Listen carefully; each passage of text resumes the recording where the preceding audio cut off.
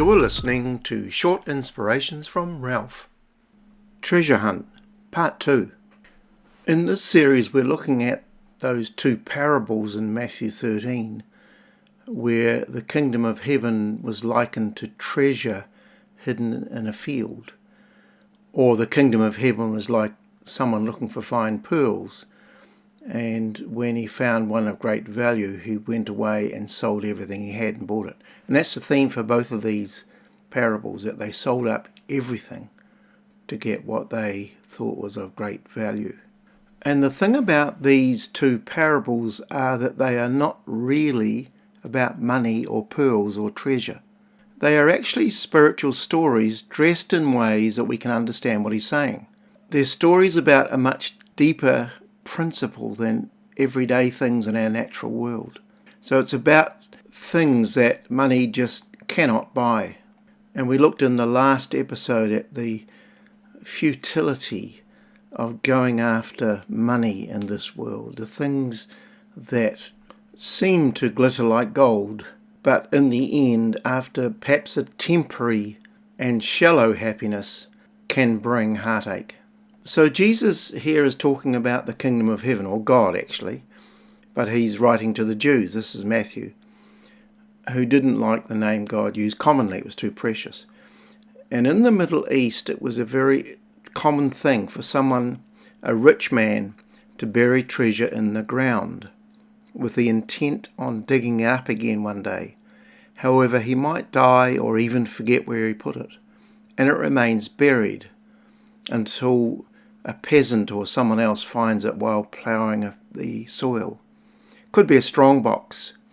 And then he sells everything he has. If it was in this day in which we lived, it would be trade me, garage sales, cash converters, hawking stuff off to friends at stalls at markets. You name it. The person is desperate for this treasure, almost obsessed. Then he actually buys the whole field. He probably pays too much, but it doesn't matter, because once he owns the land, whatever is on it is legally his. He becomes a rich man overnight. If you and I had a metal detector back then, we might make a fortune.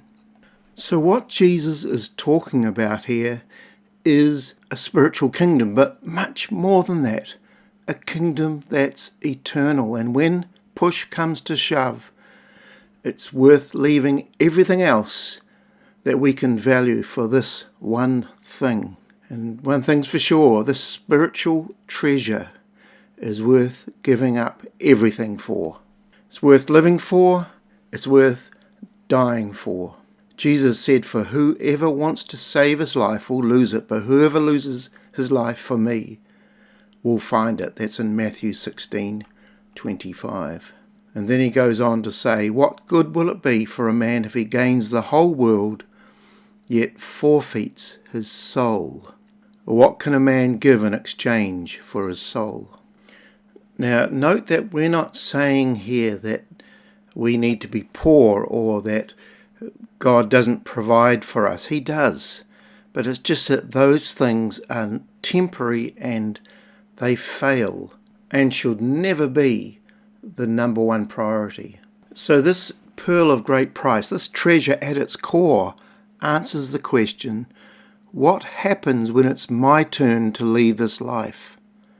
You see, this is of eternal value. It can't be compared. And I remember taking the funeral of an 18-year-old young woman who couldn't get a heart-lung transplant in time, and she passed away. But on her computer they found these words, all of life is preparation for eternity. The second thing is that this spiritual treasure cannot be manufactured by human hands. It's amazing the lengths that people will go to try and prevent old age and try and defeat death. I mean, cryonics has been on the news in recent times. That's basically freezing your body in the hope that sometime in the future that person can be revived. And so there are serious limitations to what man can do when it comes to matters of the kingdom of God. In fact, man can do or build lots of things, but cannot build anything of eternal value. We know that knowledge is accelerating, and we see that with artificial intelligence. And it really is doubling, apparently, every few weeks now. And it's a tribute to the giftedness of a man, the talent, the things that man can do with their intellectual capacity.